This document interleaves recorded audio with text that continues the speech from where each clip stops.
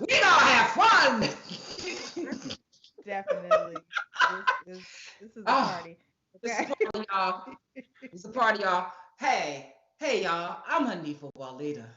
And this is Red Summer. And we are your gay aunties. And for those who don't know, your gay aunties is a weekly podcast that is centered around queer adulting. If you want Auntie Hanifa or Auntie Red to answer questions about life, love, or any of other life's experiences, happy aunties on our shoulders. Via email at yourgayaunties@gmail.com, or you can DM us on Instagram or Twitter at, of course, your gay aunties. And every Sunday we go live, like now, here on YouTube. So please subscribe. And today is a special day. We are going live. This is a special lights on presentation slash fundraiser cause we keeping the lights on for all independent queer podcasts. And our special Yes. guest today is Money and Nikita from Queer Walk Pod. Yeah, yeah. Hey. Woo! Hey, y'all. Look at this. Look, Ma. What we got?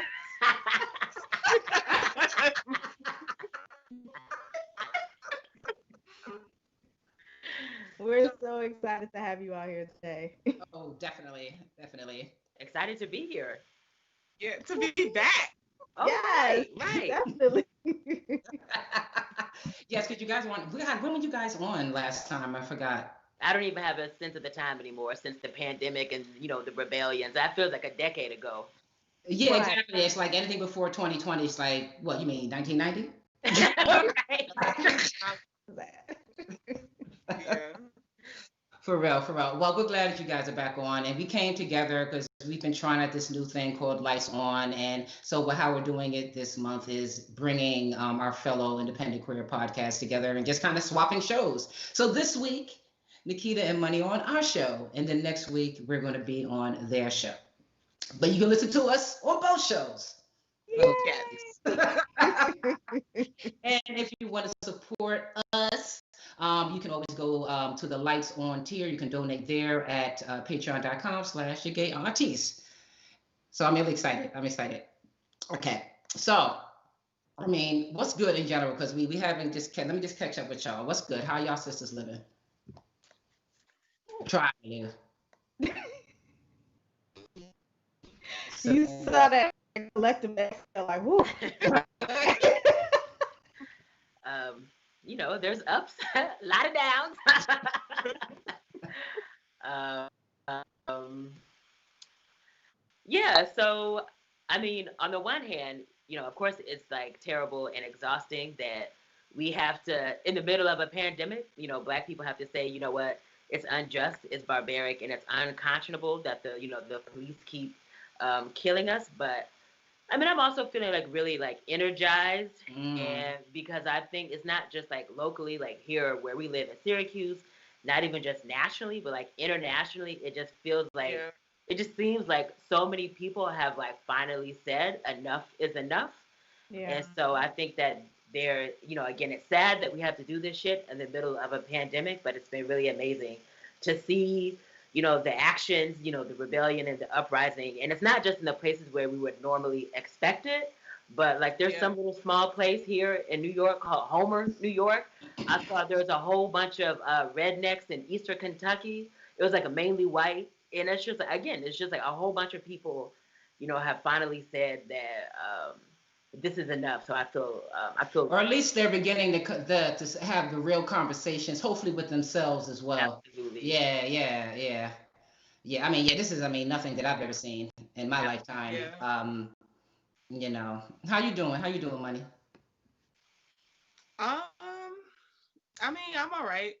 I it's always like times like this is always like really hard because I'm like watching my friends do the organizing and the like direct actions, and I always want to serve as like this I don't know, like holding space for folks so that they can stay okay and like go back out to the fight.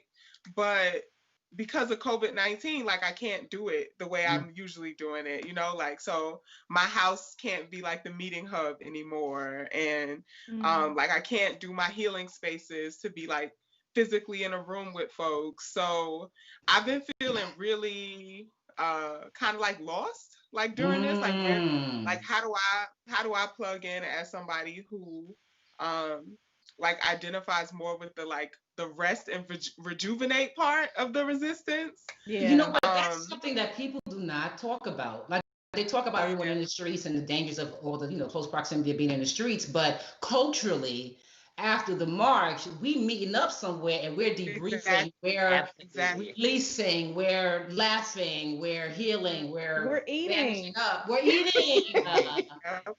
Yeah. And that's such a huge part of like preventing something from becoming trauma is that like space for that event to be validated and for people to be like, that shouldn't have happened. And yes, I've just been reading this like complex trauma book, like really trying to like do my trauma homework and catch up so I can like be there for folks. So I go to the protest with my lavender, with my with my tinctures and like making sure like everybody is okay. I got the amethyst if you need to do an anxiety countdown. But like really trying to make this moment, because there's so many kids out now too. Like babies. Yeah.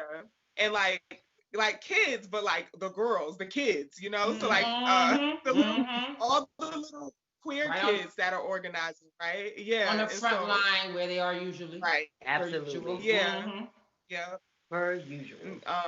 No, yeah. I've just been trying to be there. Yeah. I mean, I think everyone finds where they fit in. I mean, a struggle, a revolution, whatever word you want to give it, everybody has a place, a function, even if that is simply holding space, even in theory, you know what I mean? A holding space, like you can call me up anytime, girl. I'm still here, but I think it's maybe one of the things I appreciate about what's going on is that people are finding they're getting in where they fit in. Absolutely. Okay. Exactly. If I can hit them streets, I'm hitting them streets. You know what I mean? Right. And I remember I went at it with this, speaking of something you said, Money. I had went at it with this white dude on Twitter about everyone was talking about, the dangers, everyone protesting. He was like, look at COVID just laughing at y'all, right? I was like, you know who else be laughing? Who's laughing right along? Racism. Brutality. The other pandemic. Yeah. Exactly. Pick one, motherfucker. Yeah. Really. Yeah. Really. Absolutely. He actually said, you know what? You got a point. I was like, exactly. I got 10 points, bitch. Exactly. Coming out now. We coming out now. Don't let it like nah. We're gonna come out now.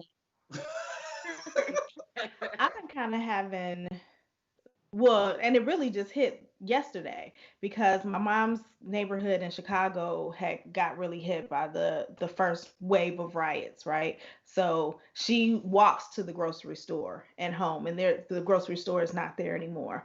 So it kind of just like brought up for her, like, all right, I'm really ready to leave now. And her goal was when she left Chicago, she was going to go to Atlanta. And my daughter, she was going to be there close to my foster daughter. And my daughter called me last night and she was like, Mommy, my whole neighborhood's on fire. And I was like, like the place that I thought I was going to, send mom to be safe is in the same situation, that neighborhood that she was moving out of. And I'm just like, okay, like, all right, like, kind of like go back to the drawing board, kind of like, okay, so then what do we do? How do we make sure that the elders are safe? How do we make sure that they're taken care of? And I had kind of been able to set up a system in Chicago where, people are going by there, somebody's taking her food, somebody's taking her to grocery stores, and there's this added thing where Black people can't go to the stores in the Latino communities in Chicago right now because they'll be shot. Wow. And so, wow. Yeah, so it's like you really have to know where to go and what what path you need to take to get from where you are to where you're going, so that you're not going through certain communities. And it's a thing, right? And she's just like, I'm overwhelmed, I need to go. And I'm like, all right, mommy, we're gonna, we're gonna get the house together, we're gonna, we're gonna get you out. And then last night, and I'm like, okay. Yeah. Like, how do you keep taking all of these hits, like you all are saying, like COVID, like we were just like, okay, maybe we can go outside, and then like everybody's outside for this reason, which is not like hanging out at the park, right? This is not like outside because we want to, right now we're going outside to save our lives, which is crazy because being outside is threatening our lives, right? So it's so many things that are woven together that it's a little overwhelming. Yeah. In a beautiful way. You know how we say the beautiful struggle? It's almost like I feel like we're literally living in a work of art, like that's being made right now. Absolutely. You know what I mean? I can really attribute. I mean, I wasn't alive then, but I think this is probably what 1968 probably felt for our parents who were like young 20s at that time. Absolutely. That particular year, and I mean, the whole 60s was some fuckery, but the 1968 was really a hard one. It was explosive, yeah. But this is also, it was explosive, but this feels explosive, but also in a bonding, healing way. It's both sides of the coin working together, to make some change. We had sorry. This really amazing group. So we've been organizing with this really group of amazing, sharp, brilliant young people at Syracuse. So they did this 1,000-person march all throughout Syracuse, and then we came back to where they started, and they just had music on, and then all of a sudden it was just like all of these just adorable young Black kids, just like dancing and just like having and building community. People had their masks on. I really think that that's like a testament to the that you're talking about, Hanifa. And I've seen, I think it's in Seattle, they got something, it's called some kind of autonomous zone. They do autonomous zone. Teachings, popular education, and it's like police free, and it's like, I mean, it's a testament because before we started recording, I don't want to steal. I mean, I know you're going to talk about it in terms of your gym, but it's like there's so many people who are like, well, how can we live in a world without police? And it's like, this is a time when you can see that people actually come together to sustain and build community and like take care of one another. They're doing it in the streets. And so I feel like every time people like, how can we do this? It's like, people been doing this. If we can clearly see the benefits of getting rid of slavery, they are from the same institution. They are one begets the other. So then you can conceive no police. Right. And I think it's more than it's just that police for slavery, right? So it's like, if for slavery do we have any police? And if you think about it, like this whole system is built on top of like a country and a nation that was already here. So it's like they had ways to do it before white people looted their land from them. And like without the courtesy of taking notes. Yeah, exactly. I think an extra point about the autonomous zone is not that there are no police. It's that the police had to evacuate their own precinct in order to get out of the autonomous zone. Like they are not allowed back into the precinct. In that whole area, the police station is inside, and they just standing outside the barricade, like they spray painted it to say like Seattle's People Department. Yeah, that's right. Yeah, all right, y'all. Let's get to these gems because I mean we're dropping gems already. Because that's what we do. Absolutely. But Nikita and Money, they brought some gems. We're gonna do a 4-gem thing here. You guys gonna get 4 gems this episode. Can't wait. All right, y'all. All right, Red, you up first. Yeah. And mine is super short, and it's just a poem. Actually, a poem that I found, and I was kind of like shocked when I read it because I needed to find it right now. Okay. So it's called How to Peel an Onion. Number one, let your name be more than an exotic spice in the mouths of the colonists. Let it make them cry without apologizing for your flavor. Hide all the water. Make them burn their lazy tongues. Take deep breaths and take it whole. Make them swallow hard and accomplish the impossible. Do not give them the congratulatory t shirt to commemorate their consumption of your humanity. Make them look you in your eyes and say your name.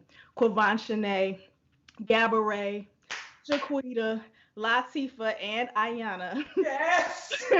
Put it on all your applications in bold letters and make the T silent on purpose. Number two, be bold. Fill their nostrils with your scent. Shine your light in their eyes. Be brazen in your otherness. Put same to shame. Crip walk at the Olympics. Do the beanie weenie in the end zone. Wear your evening gown.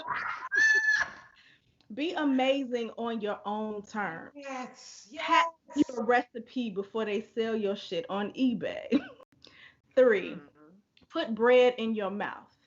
They hate to know you're eating well. Four, cut quick. Don't wait till you calm down. Call them when call them what they are to their faces. Put mirrors up all around and show them their reflection. Let them know you are watching. Learn to write letters and emails, make phone calls, and show up at the protests. Threaten to boycott the investors and the advertisers, then do it. Talk about it with your friends. Call your local stations. Agree on a plan of action and go with it. Put your money where your dignity is. Five, turn up heat. Hold them in the fire till they sizzle. Let them get used to watching what they say about you. If they call your mama gal, you won't believe what they will call your daughters. Make them apologize in front of everybody. Six, go past the top layer. Be able to identify when you need to go deeper. Don't be afraid to get past the dirt and rough edges. Fold back the exterior. Dig down to where the heart of the matter is. Expose the fleshy part. This is when it gets hard. Do it anyway. Seven, leave the tiny center intact. Protect her at all costs. Eight, appreciate your lines and layers. Walk up to a mirror and say, "Hey there, beautiful," and blush. It will be revolutionary. Trust me. Nine, hold the funky part up to see your nose. Smell the stench of yourself. Know what it looks like so you recognize it when you see it again. History and insults are often repeated. Stop them both before they come back around again. 10, go on and cry if you need to. Ain't no shame in that. Woo. Woo. Who's the poet? Who's the poet? Did That's me. Oh shit! I think you found it online. Yo. You Oh. You know what? I feel so annoyed right now. I think I'm just gonna go. All right, bitch wasn't listening. Bitch wasn't listening. All right. Like, oh yeah, I'm just the one that created this amazing piece of art. Like I found it in this notebook and was You like, didn't say notebook. You didn't say no. So we thought you said you found it online. You said I found it. I found update it my in my website. notebook. I was looking for poems to update my website, and I found it and was like, I wrote this. All right. Oh God. Sometimes we don't write for the time in which we write it. Yeah. Okay. Even though that's timeless. Yeah. That but it really feels good now. Ooh, girl. I say thank you. All right, Nikita. We should have had Red go last. I can't follow that. Went last. Red should have went last. Ebb and flow. Absolutely. So now Hanifa trying to say we on the downswing with my jam. Right. That was cute. Understood.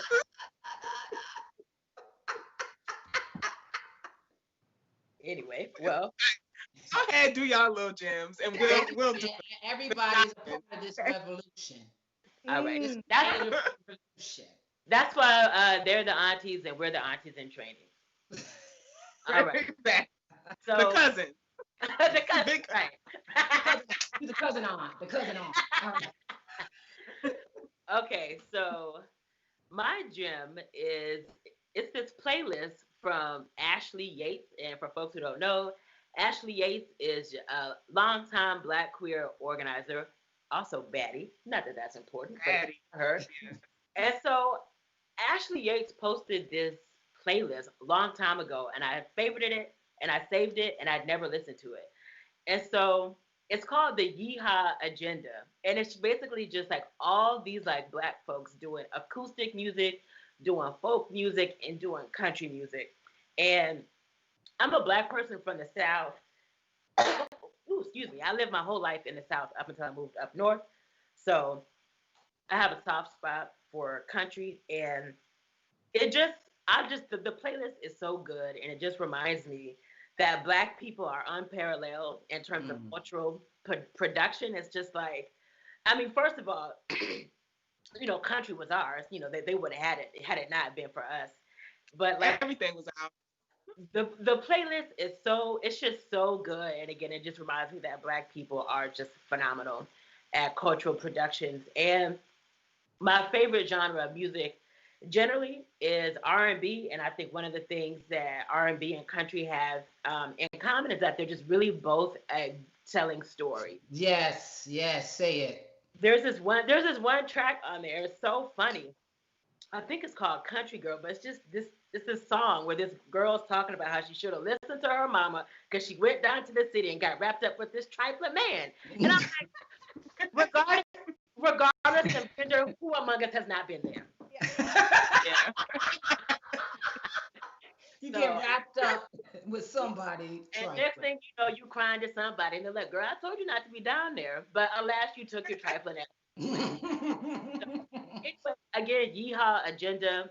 We can put a link to it, but I really enjoyed it, and it's just very good. On Spotify. On Spotify. Okay, we'll put a link in the description and everything. And her name is Ashley Yates. I'm like over here trying to look her up. Dope. Yeah. I mean, we make every kind of music. That's it. We are culture producers. All right. Oh, am I next? Okay. Made that playlist after the Country Music Awards said that Lil Nas X didn't qualify for Old Town Road. That's when she made the playlist. Oh, actually, believe it or not, even in country music right now, Black artists, not to say that they're not deserving of it, but they're getting a lot more light now and a lot more boost from country music fans. Mm-hmm. So hey, whatever the love spreads, let it flow. In the words of Tony Braxton, let it flow. Let it flow. That's weird for me too. My daughter is a singer. She lives in a small town in Louisiana, like small town. And every time she has a show, it is packed out with all the people. And they're just like, she does a little bit. Mm-hmm. Yeah, she does a little bit of everything. She does a little blues and jazz, and because this is the crowd, and it's crazy. Yeah, blues is the start of it all. Yeah. All right, let's keep it moving. All right. So my jam. All right. Okay. Just something, I've been really looking at some land lately and trying to imagine community, as I age and all this. And it just got me thinking. So I'll say it like this. Good Sunday morning to your children. Here we go. My gem this week is in praise of what I see in these streets with the incredible organization, diligence, and movement, a wall of movement of young people. What a beautiful generation you are. Yeah. Beautiful. You are literally the manifestation of a lot of endless plans and car flips. The universe has gone amok and reconvened itself in this time, your time. Push. Yeah. So this week's gem is an exercise in your collective imagination of what you want your world to be well beyond now. Okay?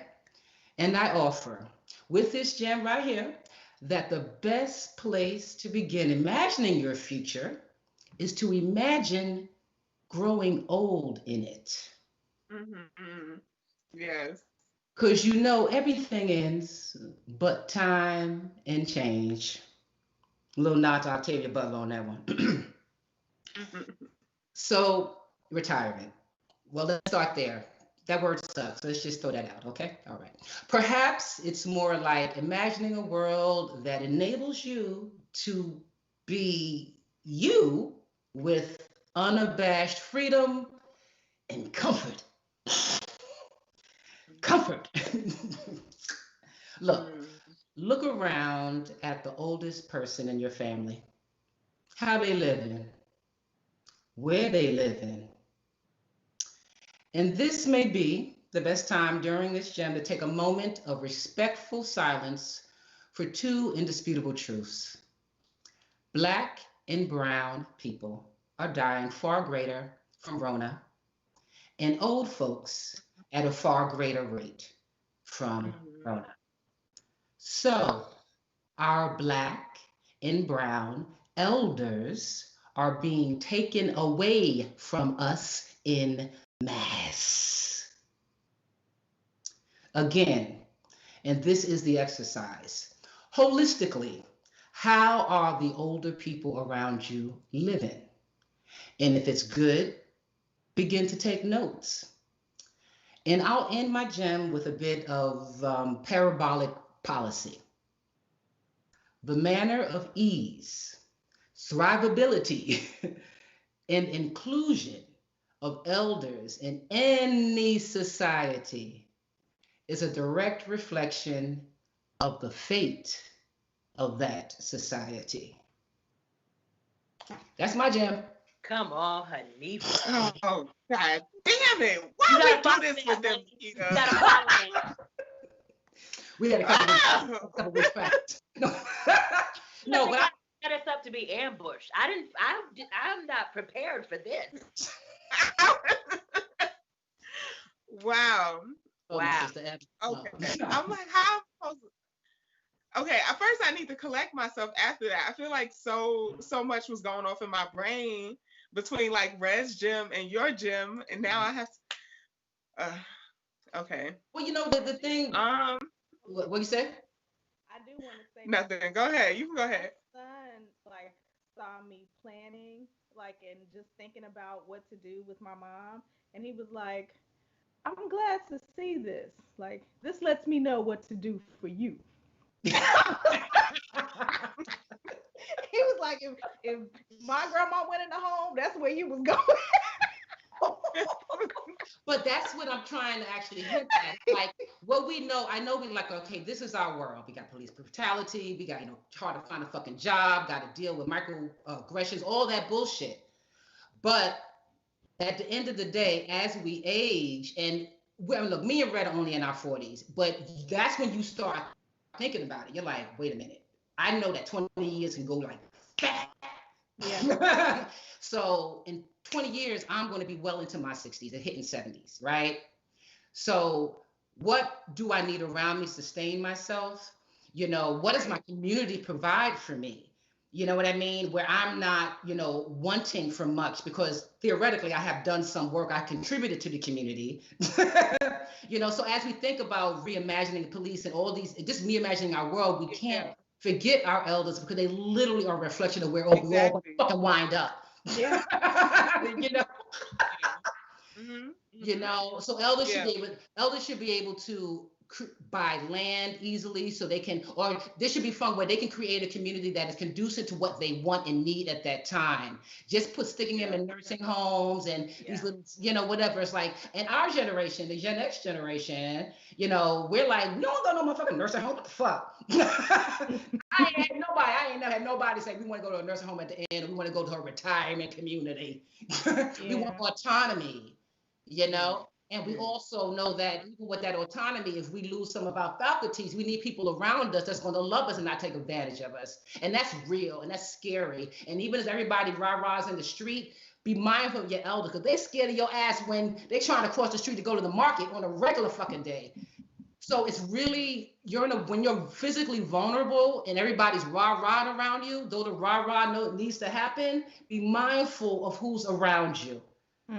Yeah. Mindful, for real, y'all, because y'all setting the tone for the future, your future. Yeah. Anyway, let's keep it moving, y'all. Yes. I mean, no, definitely. It's all those principles, like the same for bird, all of it, right? It's like we have to know where we've been to know where we're going, and like even just seeing what my friends who are my age are doing with like the high schoolers and the young people here in the city is like the rah-rah has to be youth led, but like elder advised. Yeah. And that's how we make sure that our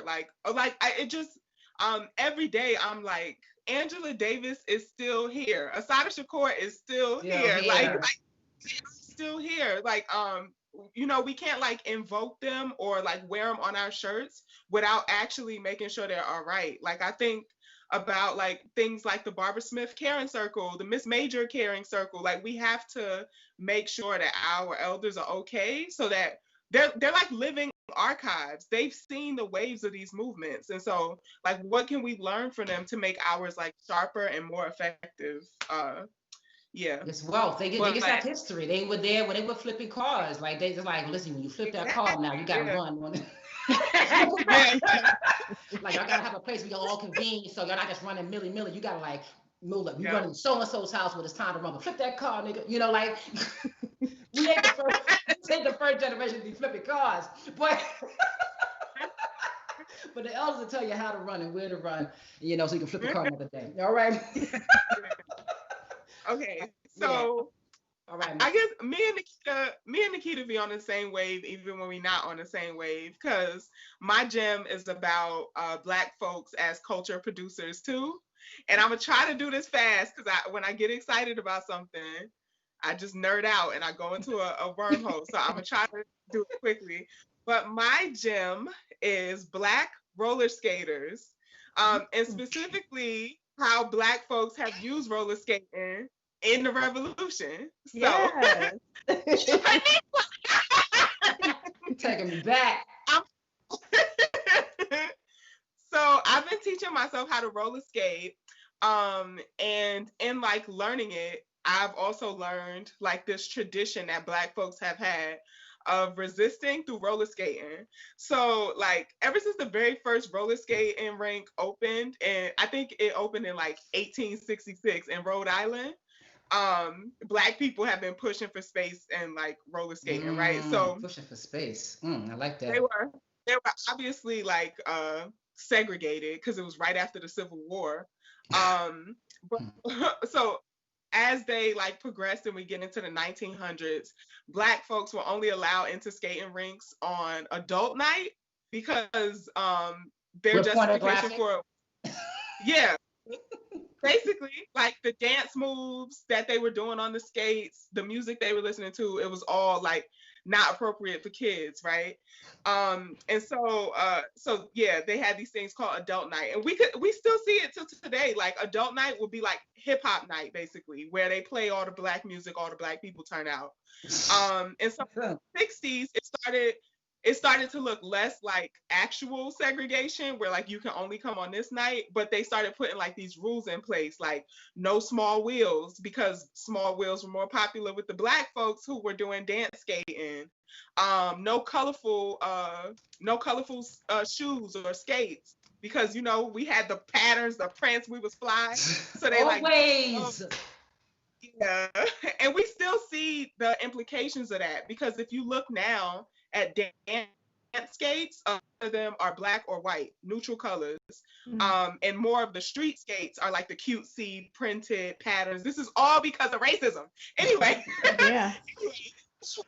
yeah. So they banned all the things, right? No bell bottoms, no baggy shirts, no white t-shirts, all these things to make sure that black folks couldn't get into skate. So eventually it led to this huge divide, right? Where there were like day skaters, which is basically all the crusty white people who were skating in straight lines, and night skaters, which were the black people, the dancing, the flavor, right?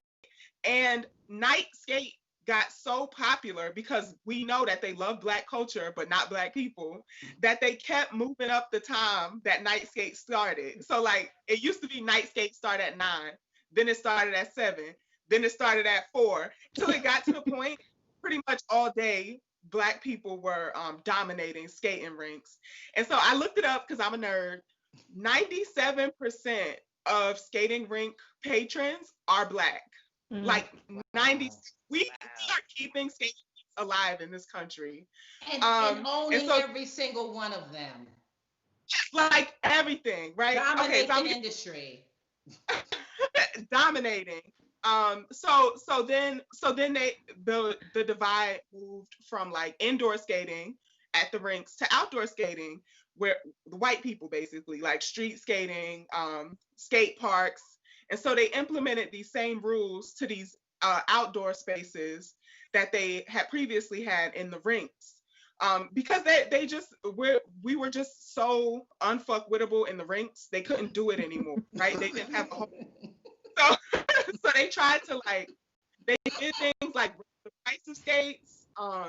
When they raised the price of skates, people started customizing skates and like putting wheels on the bottom of shoes. And like now, the thing, it's like everything they tried to do, black people invented our way out of it, right? And this, I just thought this was so cool that like the skating rinks were so popular with black people that they actually became a place that hip hop artists would kick off their careers. Like actually, Dr. Dre started as a DJ in a skating rink, and skating rinks were that at the height of like the Bloods and the Crips conflict, they called skating rinks like neutral zones. So you weren't allowed to like slang nothing at the skating rinks. You weren't allowed to like roll up on nobody at a skating rink. They were neutral zones.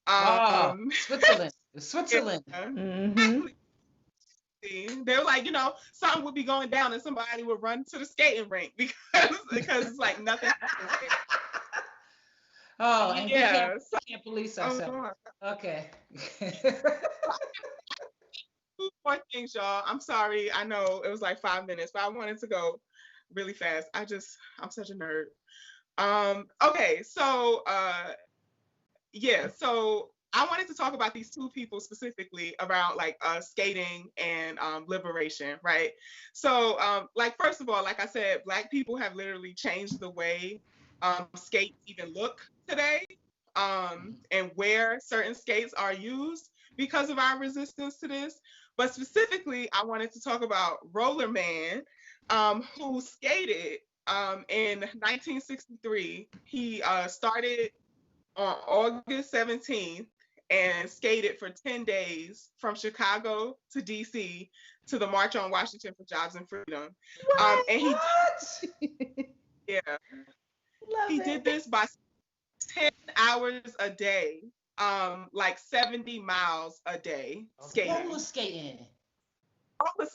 Roller skated, and met his wife and kids at the March on Washington. And like he was wearing this sign that said, "I'm roller skating for freedom, for civil rights and freedom," right? And it's like he got to some part of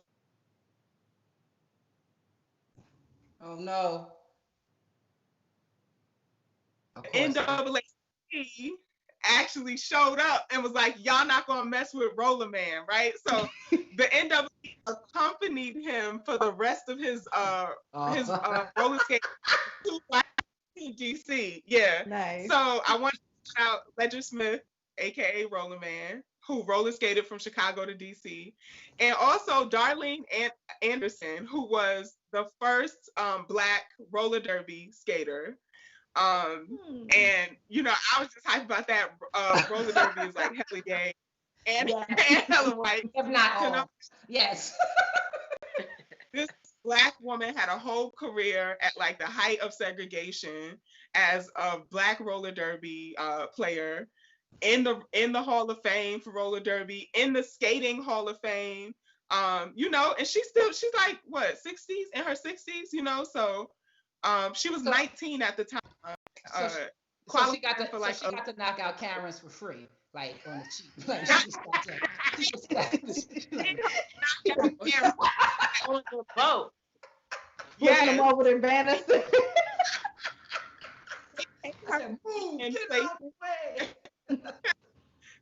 Paying Darlene to be in places that Black people weren't even allowed in, right? Wow. Like to play. And they were just like, she was so fast that nobody could mess with her on that rink. And it was just, yeah, she was like, my teammates were okay. It was the crowd that was like, awful. But yeah, so I just wanted to talk about Ledger Smith and Darlene Anderson. And that's my gym. Roller skate. Yeah, that was great. Yes. And it's something I just want to pick out a little takeaway I got, especially from Roller Man. And he says, I'm rolling for civil rights and freedom. That's a perfect example of what we were kind of saying earlier. Whatever yours is, this is the whole point. We don't just want to be Black. We want to be whatever the fuck we is. So whatever that is, use that instrument, your power, towards our collective freedoms. Absolutely. If you're not sure of what to do right now. I say. Yes. Oh, we need a break. These were good. Those gyms were amazing. Honey. People worried, and they both came through with it. I'm not about to play with Exactly. I'm not about to play with y'all. This will be great. So so we're taking a break. Boom. All right. So we have Nikita and we have Money here for this one, Queer Walk Pod, and this is our second installment of Lights On. And in case it's not clear, Lights On is a fundraising campaign to make sure that your favorite independent queer podcasts keep their lights on. Okay. So anything you're able to contribute to the Lights On tier at the Your Gay Aunties Patreon at patreon.com/Your Gay Aunties will be totally split between Your Gay Aunties and Queer Walk Pod throughout the entire month of June. And with that being said, we have some donations.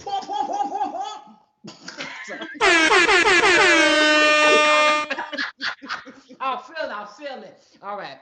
We have a couple of one-time donations, which is great. These people actually sought me out. Like, how can I give one time? Because I can't do like the Patreon thing on every month. I was like, sure, darling.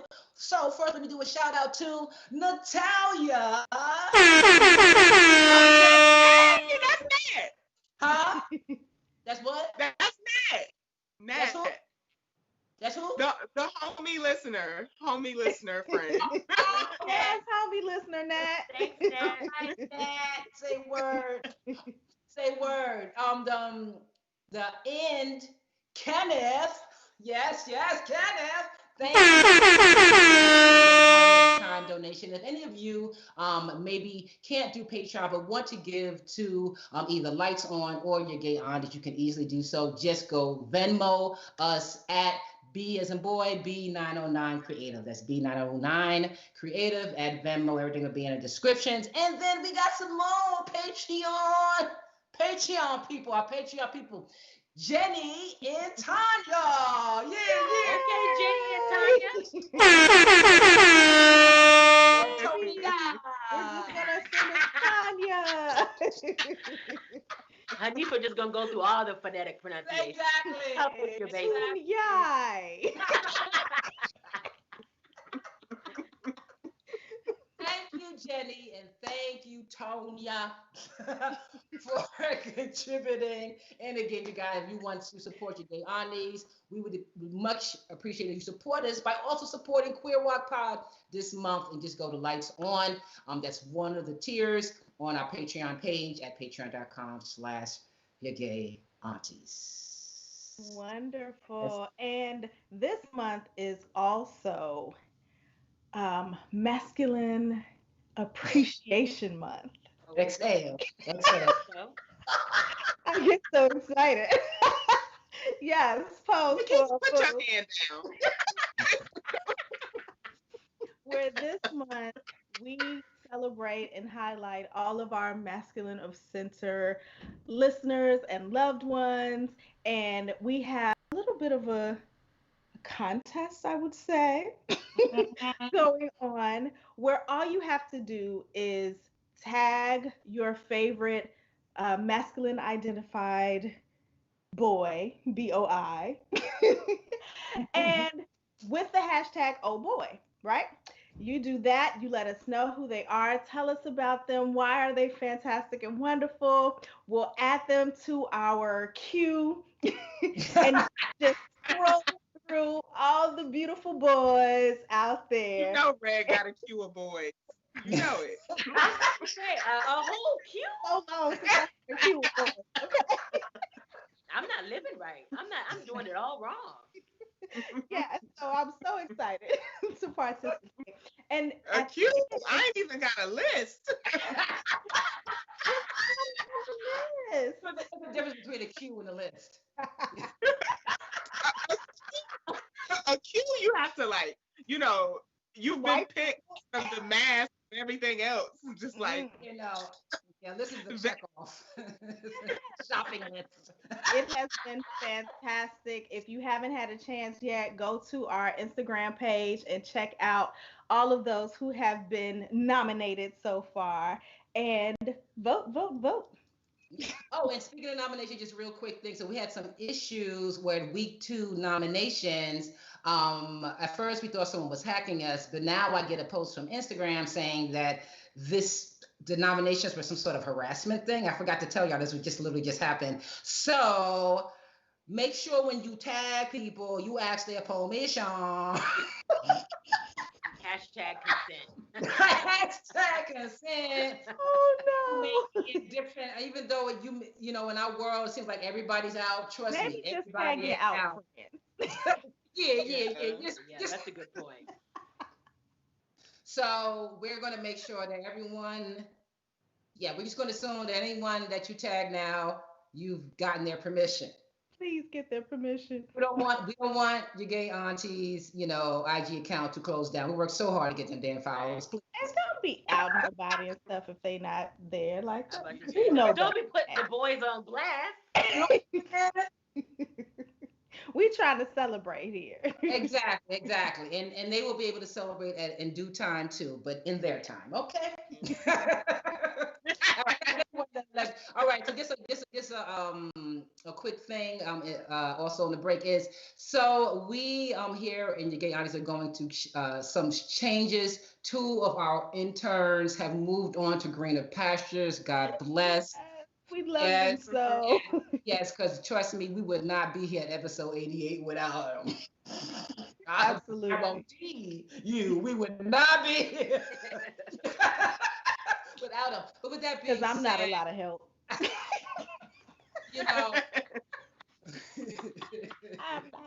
I'm not the helpful one. No comment. But with that being said, we are going to need to replace them. So if you are someone who loves this show, who has, even more time than all of us have. Right. And you have some social media skills, or you want to help your aunties take it further, you have some administrative skills, you just want to get in the mix of production, we would love your help. So just DM us either Twitter or IG or email us at your gay auntie. Say, hey, I'm so interested. Let me know more, or I want to know more, or fuck it. What you want me to do? We will put you to work, baby. Baby, and yes, we write letters if you need that, down the Yes, road and shit, okay, absolutely. we writing bitches, go write a letter. Right. With Come mass on, internship credits. relatives and hyperbole. All right, here we go. All right, so yeah, so if you are interested in being a Your Gay Aunties intern, please holler at us at anything, all the social medias. This is Your Gay Aunties, Your Gay Aunties, Your Gay Aunties. Yeah. Your Gay Aunties is an approved internship site. So say Your Gay Aunties. Yeah. You want us to skip right tweet T and go to the letter? Yeah, we can.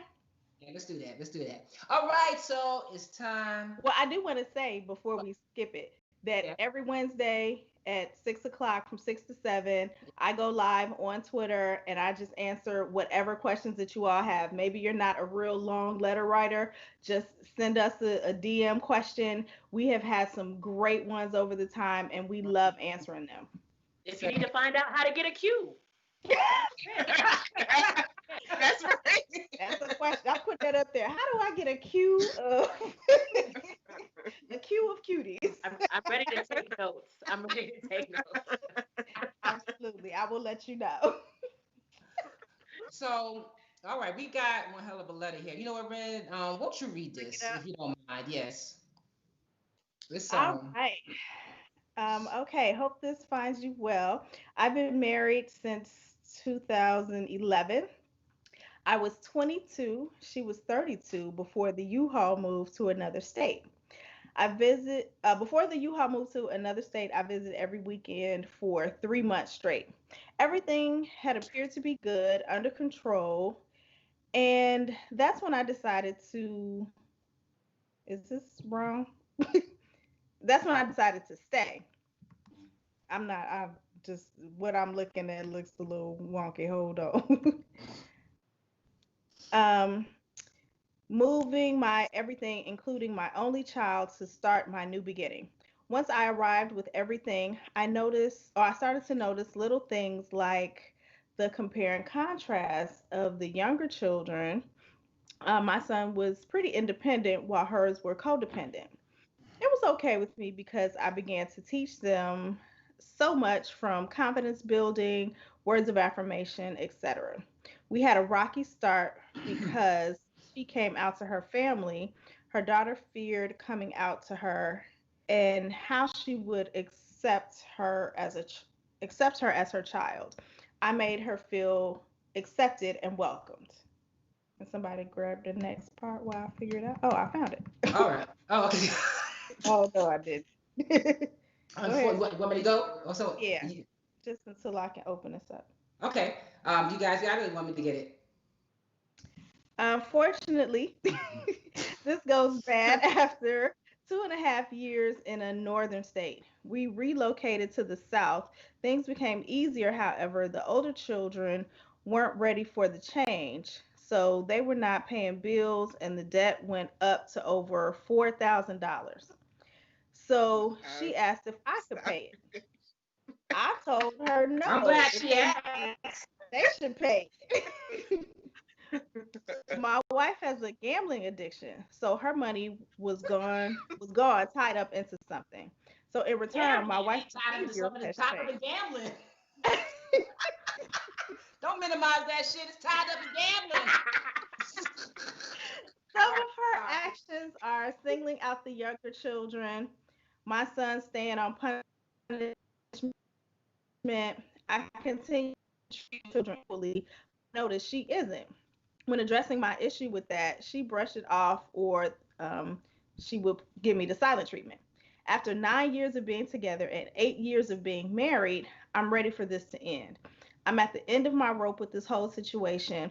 I stayed because the kids deserve someone that will be consistent in their lives. Now I'm ready to call it quits and move forward with my life because I feel she is holding me back from my personal growth.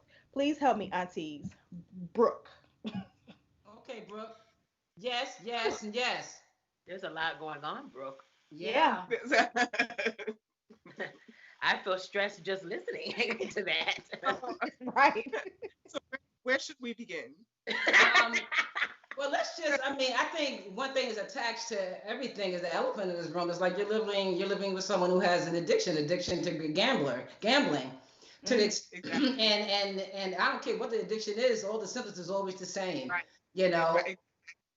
And your house becomes a symptom, a living, breathing symptom of their addiction, and it's manifesting in the kids, and it's manifesting, in her asking you. Thank you for asking for $4,000 because you got some. I'm sorry, I just love this line. She was tied up into something like it was some business deal, like it was. You know what I mean? Like, no, honestly, like that's something that she got under control. Like that's something that she do, as if she has it under control. It ain't Yeah. something. Call a spade a spade. It's gambling. Mm-hmm. So I started first I was 22 and she was 32. That was a red And flag. so then there's older children and younger children in the house Yeah. that are being treated unequally. That's a red flag for me. Yeah. One, I know that sometimes it's difficult to treat your children and somebody else's children the exact same. But if you're not ready to do that thing, don't do this thing. Because you Mm-hmm. are really like bringing a child into a situation and then telling them they're unwanted. Mm-hmm. So Yeah. I think it's really dangerous um, when you tell a child on one hand, all right, we're married now, so we're a family. However, we're not a real family because I'm not Mm-hmm. going to see you as my child in the way that I see these other children. I Mm-hmm. think that's a very dangerous game to play. Yup. Ooh. I feel like the thing that's interesting to me about these kind of things usually is that I feel like rarely do these things come as a surprise, and it seems Out like of nowhere. earlier. Right. It seems like even earlier in the relationship at the beginning of the letter, they said like, when they were doing the weekend visits, and then as soon as they got out there, they were just like, things aren't really like shaking out how I thought they would. So it Yeah, seems, because weekend visits aren't life. That's not yeah, life. absolutely. That ain't reality. And so it just seems like Brooke has already had some inklings that there are things that are amiss. And so I feel like every time I've been in some trash relationship, like I said, it's never been like, oh my God, where did this come from? It's like you knew this shit from the Yeah. beginning, but there was all Yeah. these other like I'm sure there's all these other feelings and all these other things that like keep you there. But it seems like again, this isn't a surprise to you, and like you kind of had some inkling that this was just going to be a mess. And I just think it's interesting at the end. When Brooke says like you can still care about the children and not be married. Like Right. like I don't think that staying in an unhealthy relationship is any kind of good example for adults A or kid. children. But like you Mm-hmm. can Yeah. still find a way to be like in the kid's life, and it just sounds like this person just needs. They're just not in a place where it seems like they can actually take care of themselves. Seems like they're having a difficult time parenting, and they don't seem like to be in a place where they can actually be in a relationship because it's not just the gambling, but you said that they're also passive aggressive, and it's like you can't be in a healthy relationship and even begin to work through these issues if your partner is not willing to have any kind of like direct conversation. So it seems like it seems like you're very well aware of the fact that this relationship has run its course, and it just seems best for everybody that you like make your exit. Now, do we have a difference? This is just something that I think about it. I'm asking you all. Have a difference of a just break up body dating, like or like if it's toxic, just get out either way. Can you say it again? You sound kind of low. I was saying we have a difference in opinion on our advice for somebody to leave a relationship if they're just dating versus if they're married. I Because don't she think says they've been married No. for like 10 no. years. The advice still stays the same, but it's not our advice means nothing if you're unable to do that. So this is because it's been 9 years, so you're living in a sense of you're being somewhat complacent in your life. Look, we all do it, and we stick and do backstrokes in the fucking muck because we get used to it. Yeah. But you, but you have to, we ain't gonna tell you if you don't fucking know, but you have to find where am I gonna take, how am I gonna take action? When am I gonna take action? Immediately. To Get out. no, but action could be reading some books. Like that's not about. Cause I'm sorry, I just want to say, don't. Okay, your wife is what she is, but don't be putting all on her if you ain't making no motherfucking moves, because then she's gonna become an excuse. The kids are gonna become an excuse for your inability to help yourself. Yeah, and if you, sorry, Kate, I'm sorry, money. If you say that she's holding you back from your personal growth, then that's a whole nother. I ain't got shit to do with her, honey. You holding me back from your and it still keeps you in relation, right? Like resenting somebody, it's still not leaving. Like it just keeps you in relation to them. So y'all got there. My thing was, like I see couples all the time in sessions. So I'm like, what are you actually asking? Right? So it's really no ask in the letter. But the natural conclusion to come to is this relationship is not working. It hasn't been working for a while, right?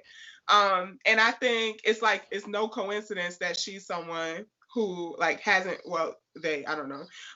left their wife because of exactly what Hanifa said earlier, the way any addiction becomes a family problem, right? So you need the person who's gonna essentially hold down the fort while this addiction is completely unchecked, right? So you're the person taking care of the kids, you're the person making sure the bills are paid, you're the one probably still going to work and keeping everything afloat. And I mean, I have my thoughts about that, from personal experience, but you were probably sought out for those very same characteristics for your services. Right. Keep my life together. I need someone to keep my life together because my life is not together. This is your girlfriend talking. Right. Your wife. Right.